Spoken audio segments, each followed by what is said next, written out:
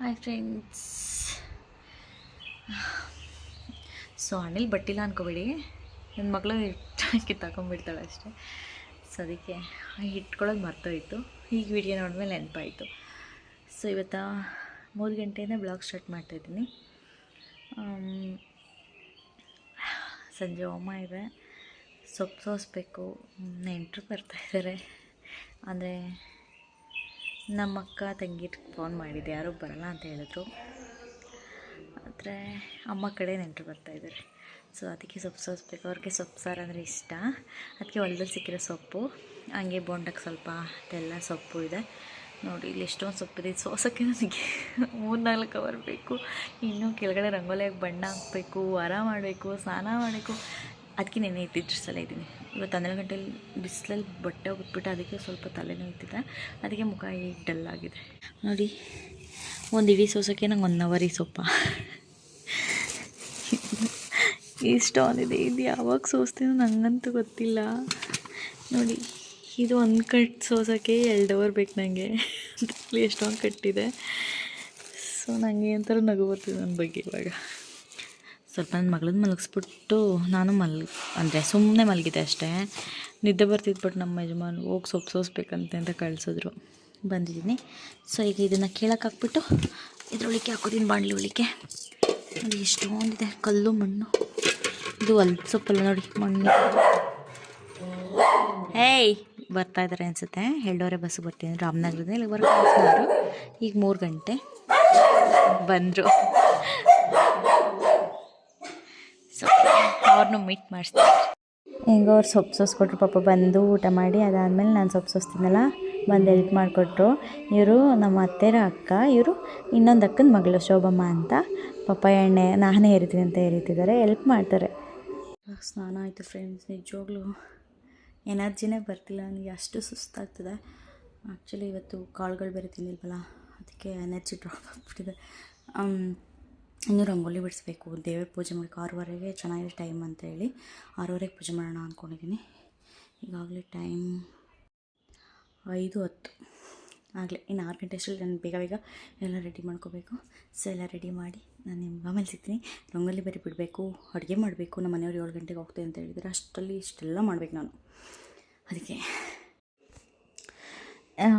ಇದೇನು ಅಂತ ನೋಡ್ತಾ ಇದ್ದೀರಾ, ಇದು ಸಕ್ಕರೆ ಮತ್ತು 7 ಲವಂಗ ಮತ್ತು 7 ಕಾಯಿನು. ಇದನ್ನು ಏನು ಮಾಡಬೇಕು ಅಂತ ಅಂದರೆ, ಲಕ್ಷ್ಮೀ ದೇವರು ಇರುತ್ತಲ್ವ, ಅದು ಸಪ್ರೇಟ್ ಫೋಟೋ ಇಲ್ಲ ಅಂದರೆ ಈ ಥರ ಜಾಯಿಂಟ್ ಫೋಟೋದಲ್ಲಿದ್ದರೂ ಪರವಾಗಿಲ್ಲ. ಅದ್ರ ಮುಂದೆ ಶುಕ್ರವಾರದ ದಿನ, ಅಂದರೆ ಯಾವುದಾದ್ರು ಶುಕ್ರವಾರ, ಒಟ್ಟಿನಲ್ಲಿ ಶುಕ್ರವಾರದ ದಿನ ಏನು ಮಾಡಬೇಕು ಅಂದರೆ, ಗೋಧೂಳಿ ಟೈಮ್ ಅಂತೇಳಿ ಗೂಗಲಲ್ಲಿ ಸರ್ಚ್ ಮಾಡಿ ಅದನ್ನು, ನನಗೆ ಇವತ್ತು ಶುಕ್ರವಾರ ಆಗಿರೋದ್ರಿಂದ ಇವತ್ತು ನಂಗೆ ಗೋಧೂಳಿ ಟೈಮ್ 6:30ಇಂದ 7 ಗಂಟೆ ಅಷ್ಟೇ, ಹಾಫ್ ಆನ್ ಅವರ್ ಇತ್ತು. ಅಷ್ಟರಲ್ಲಿ ಪೂಜೆ ಮುಗಿಸ್ಕೋಬೇಕು ಅಂತ ಹೇಳಿ ನಾನು ಟ್ರೈ ಮಾಡ್ತಾಯಿದ್ದೀನಿ. ಸೊ ಇವಾಗ ನಾನು ಸ್ಟಾರ್ಟ್ ಮಾಡೋ ಅಷ್ಟರಲ್ಲಿ ಇನ್ನೂ 2 ಮಿನಿಟ್ಸ್ ಆಯಿತು 6:30ಗೆ. ಅಷ್ಟರಲ್ಲಿ ತಿಪ್ಪಕ್ಕೆಲ್ಲ ಎಣ್ಣೆ ಬಿಟ್ಕೊಂಡು ರೆಡಿ ಮಾಡ್ಕೊಳ್ಳೋಣ ಅಂತ ಹೇಳಿ ರೆಡಿ ಮಾಡ್ತಾಯಿದ್ದೆ. ನಂದು ಫೋನ್ ಇಟ್ಕೊಳ್ಳೋಕ್ಕೆ ಸ್ಟಿಕ್ ಅಂದರೆ ಸ್ಟ್ಯಾಂಡ್ ಇರಲಿಲ್ಲ, ಅದಕ್ಕೋಸ್ಕರ ನಾನು ಅಲ್ಲೇ ಸೈಡಲ್ಲಿ ಇಟ್ಟಿದ್ದೆ. ಸೊ ಯಾರು ಏನೋ ಅಂದ್ಕೋಬೇಡಿ. ಇದು ಯಾಕೆ ಮಾಡೋದು ಅಂತ ಅಂದರೆ, ನಮ್ಮ ಮನೆಗಳಲ್ಲಿ ದುಡ್ಡು ಕಾಸು ನಿಲ್ತಿಲ್ಲ, ಅಥವಾ ಏನೋ ಒಂದು ಲೋನ್ ತೀರ್ತಿಲ್ಲ, ಏನೋ ನಮ್ಗೆ ಯಾವುದೋ ದುಡ್ಡು ಬರಬೇಕಿತ್ತು ಬರ್ತಿಲ್ಲ, ಆ ಥರ. ಇದನ್ನು ನಾನು ಅಂದರೆ ನೋಡಿದ್ದು, ಇದು ಒಂದು ವೀಡಿಯೋದಲ್ಲಿ ನೋಡಿದ್ದು. ಇದೇನು ನಾನು ಮಾಡ್ಕೊಂಬಂದಿಲ್ಲ, ಇದು ಫಸ್ಟ್ ಟೈಮ್ ಮಾಡ್ತಿರೋದು. ನಂಬಿಕೆ ಇಟ್ಟು ಮಾಡಿದ್ರೆ ಒಳ್ಳೆಯದಾಗುತ್ತಲ್ವ, ಅದಕ್ಕೋಸ್ಕರ ಮಾಡೋಣ ಅಂಥೇಳಿ ಮಾಡ್ತಾಯಿದ್ದೀನಿ.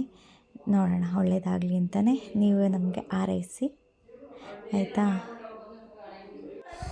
ನನ್ನ ಮಗಳು ತಿಂದ್ಬಿಟ್ಟಿತ್ತು, ಒಂದಿಷ್ಟು 2-3 ಕುರ್ಕುರೆ ಇತ್ತು, ಅವನೇ ತಿಂತಾಯಿದ್ದೀನಿ. ಆಮೇಲೆ ನಾನೇ ತಿಂತೀನಿ, ಚಿಕ್ಕ ಮಕ್ಳ ಥರ ಅಂದ್ಕೋಬೇಡಿ.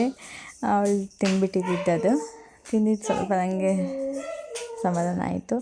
ನಮ್ಮ ದೊಡ್ಡತ್ತೆ ಹೇಳಿದ್ನಲ್ಲ, ಮತ್ತೆ ಅಕ್ಕ ಅವ್ರು ಟಿ ವಿ ನೋಡ್ತಾಯಿದ್ರು, ನಾನು ಹಂಗೆ ಟಿ ವಿ ನೋಡ್ಕೊಂಡು ಅಡುಗೆನೂ ಮುಗೀತು. ಸೊ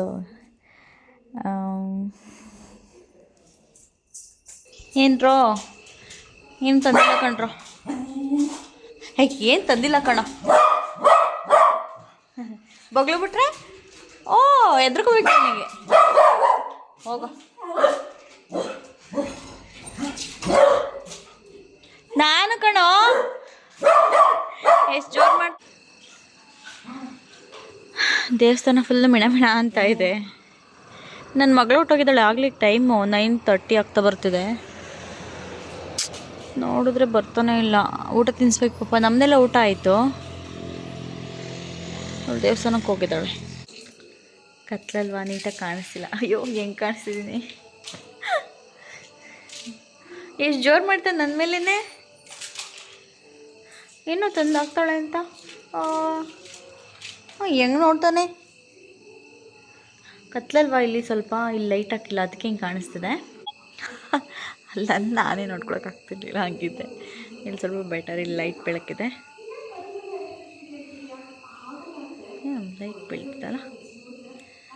ಸೊ ರಂಗೋಲಿ ಬಿಡೋಣ ಅಂತೇಳಿ ನಮ್ಮ ಮನೆಯವರು ಇವತ್ತು ಪಾಪ ಡ್ಯೂಟಿ ಇತ್ತು, ಹೋಗ್ಬಿಟ್ಟು ಬಂದುಬಿಡ್ತೀನಿ ನೈಟೇ ಅಂತ ಹೋಗಿದ್ದಾರೆ. ಅವ್ರು ಹೋಗ್ತಾರೆ ಅಂತ ಬೇಗ ಬೇಗ ಅಡುಗೆ ಮಾಡಿ ತಿಂದುಬಿಟ್ವಿ ನಾವು. ಇನ್ನು ನಮ್ಮ ಅತ್ತೆ, ನಮ್ಮ ಮಾವ, ನನ್ನ ಮಗಳು 3 ಜನ ಊಟ ಮಾಡಿಲ್ಲ. ಅವರು ಬರೋ ತನಕ ಕಾಯ್ತಾ ಇದ್ದೀನಿ. ಸೊ ದೇವಸ್ಥಾನ ಇಲ್ಲಿಂದಲೂ ಚೆನ್ನಾಗಿ ಕಾಣುತ್ತೆ. ಸೊ ರಿಯಲಾಗಿ ಚೆನ್ನಾಗಿ ಲೈಟಿಂಗ್ಸ್ ಬಿಟ್ಟಿದ್ದಾರೆ, ಬಟ್ ಅದು ಕ್ಯಾಮ್ರಾದಲ್ಲಿ ನೀಟಾಗಿ ಕ್ಯಾಪ್ಚರ್ ಆಗಿಲ್ಲ ಅಷ್ಟೇ. ಫುಲ್ಲು ಊರ ತನಕ ಬಿಟ್ಟಿದ್ದಾರೆ, ದೇವಸ್ಥಾನ ಮಾತ್ರ ಕಾಣಿಸ್ತಿದೆ. ನನ್ನ ಮಗಳನ್ನ ಕರ್ಕೊಬರ್ತೀನಿ ಅಂತ ಹೇಳಿ ಶೋಭಮ್ಮ ಮತ್ತು ಹಾದಿ ಹೋಗಿದ್ದಾರೆ. ನೋಡಬೇಕು ಯಾವಾಗ ಬರ್ತಾರೆ ಅಂತ. ಅವಳವರಪ್ಪ ಅವರಮ್ಮ ನಮ್ಮ ಅತ್ತೆನ ಕರ್ಕೊಂಡು ಹೋಗ್ಬೇಕಾದ್ರೆ ಹಠ ಮಾಡಿಬಿಟ್ಟು ಹೋದ್ಲು. ನಾನು ವಾರ ಎಲ್ಲ ಮಾಡಿ ಅಡುಗೆ ಮಾಡಿ ಇವತ್ತು ನಿಜವಾಗ್ಲೂ ಎಷ್ಟು ಟಯರ್ಡ್ ಆಗ್ತಿದೆ ಅಂದರೆ, ಇವತ್ತೆಲ್ಲ ಇರೋದು ಪಿಕ್ಚರ್ ನಾಳೆ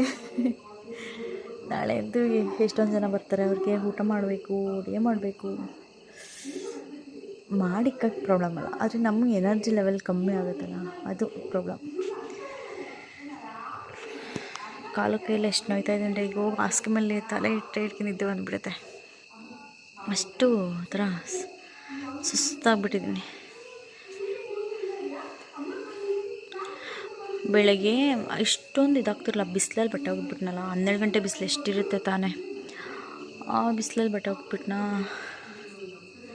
ನಿಜ ಎಟ್ಟೆಗೆ ಬಂದಿತ್ತು. ಸ್ನಾನ ಮಾಡಿದ್ಮೇಲೆ ಸ್ವಲ್ಪ ಪೂಜೆ ಮಾಡಿದ್ಮೇಲೆ ಸ್ವಲ್ಪ ರಿಲ್ಯಾಕ್ಸ್ ಆಯಿತು. ಸೊ ನಾಳಿನ ಬ್ಲಾಗ್ ಆಗುತ್ತಾ ಇಲ್ವೋ ಗೊತ್ತಿಲ್ಲ, ಅದಕ್ಕೆ ಈಗ ಅಪ್ಲೋಡ್ ಮಾಡಿಬಿಟ್ಟು ಮಲ್ಕೊಂಬಿಡ್ತೀನಿ ಅಂತ ಬರ್ತಾ ಇವತ್ತಿನ ವೀಡಿಯೋ ಎಂಡ್ ಮಾಡ್ತಾಯಿದ್ದೀನಿ. ನಾಳಿನ ವೀಡಿಯೋದಲ್ಲಿ ಆದರೆ ಸಿಗ್ತೇನೆ, ಇಲ್ಲಾಂದರೆ ನಾಡ್ದು ವೀಡಿಯೋದಲ್ಲಿ ಸಿಗ್ತೇನೆ. Okay, bye, thank you.